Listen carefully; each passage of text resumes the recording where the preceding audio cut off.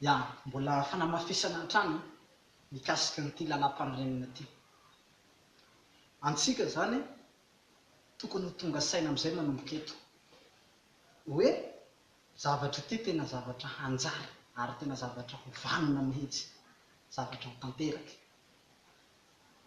Tokony fa tsy teny intsony ianao zany hoe aza manolofy, aza manao rivingadra. Tsy tokony haverina ao anatin'ny Facebook eo intsony izay teny izay. Satria ty zavatra ty zany efa mihalalina. Raha nandeha agnaty rano zany tsika dia karazany hoe efa mbozo. Donc zany zavatra efa lalina fa tsy hoe asangisangy io, fanakorotana-tsaim-bahoaka io, resaka sinongasinonga io na resaka sangisangy vazivazy. Fa sy herety io. Matoa fa miboaka ny lalam-panorenana fa izy ty handeha zay. Fa izy ty fa hanjary ho tanterahana le izy. Dia eto koa zany dia manao fanamafisana koa zany hoe tiako zany ny hahatonga antsika rehetra zay efa resy lahatra amin'izao fanjakam-pisorona, amin'izao firotsahako candidat filoham-pirenena zao, mba hifanantonantona zany tsika rehetrarehetra.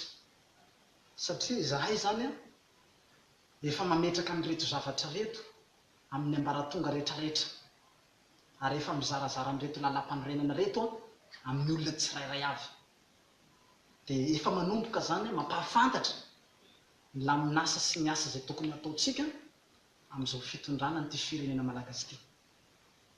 Ka ny fanitanako eto zany dia hoe antsika rehetrarehetra izay efa resy lahatra any dia ndao tsika hifanantonantona mba hahafahantsika zany mametraka amin'ity fanjakan'Andriamanitra ity eto amin'ity firenena ity.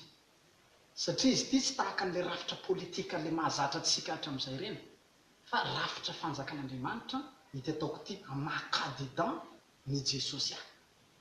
Antsika moa zany zatra an'ilay hoe zao ny rafitra le politika, zao ny rafitra ny politika. Ity zany hafa noho ny rafitra politika.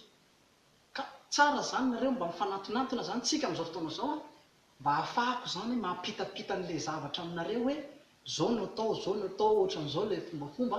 Satria zaho moa miresaka amin'i Jesosy mivantana dia Jesosy manampita ahy an'ilay programa. Ohatran'izao no atao, ohatran'izao atao Jesosy dia ezahako zany izay programa tenenin' Jesosy izay mba hapitapitako aminareo namako koa hoe ohatran'izao ny fitondrana an'ity fanjakana ity. Dia izay mihitsy mahatonga zao zany hoe manentana antsika zany izay efa namana resy lahatra rehetra mba hifanangonangona antsika, mba hahafahantsika mametrapetraka zany ny programa. Fa ny rafitra rehetrarehetra zany dia efa anatin'ity lalam-panorenana ity avokoa ny rafi-pitondrana, ny zavatra hataontsika rehetra, ny fombafomba ny fitondrana rehetrarehetra dia efa anatin'ity lalam-panorenana ity. Ary ity lalam-panorenana ity dia tena matevina be izy ity. Boky matevim-be mihitsy izy hitanao io, boky be mihitsy. Misy tokony maro be ato, misy andininy maro be ato amin'ny mikasika ny fomba fifehezana amin'ny fametrahana ny fanjakana izay hoentintsika eto Madagasikara. I Jesosy mihitsy no nandrafitra an'ity lalam-panorenana ity. Ka ho antsika moa zany mbola betsaka amintsika mety tsy mpivavaka, betsaka amintsika mety tsy kristianina, dia izay mihitsy ilay ilaina zany fanantona antsika mba ahafahako zany miresaka aminareo hoe ohatran'izao ty rafitra izay hitondrana an'ity fanjakana ity amin'izao fanjakam-pisorona hoentiko izao. Ka tsara zany tsika dia efa tokony hifanantonantona dian'izao mba ahafahantsika hifandinika sy hifandamina mikasika n'ity raharaham-pirenena ity. Arosontsika ny famonjena fa tsika tsy hiandry Paoly.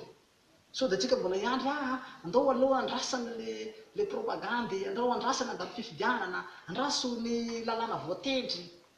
Za milaza antsika fa raha hiandry an'izay tsika dia hamaharitra zao firenena antsika zao ary hilentika anatin'ny lavaka. Ka dia mbola tsika manana fotoana zany amin'izao fotoana izao dia ndao tsika zany hiditra amin'ny raharaha ty mba tsy hahafahan'ny firenenantsika hitarazoka na hilentika anaty lavaka. Ka miangavy antsika rehetra zany mba hifanantonantona amin'ity fandaminana hitondrasana amin'ity fanjakana ity.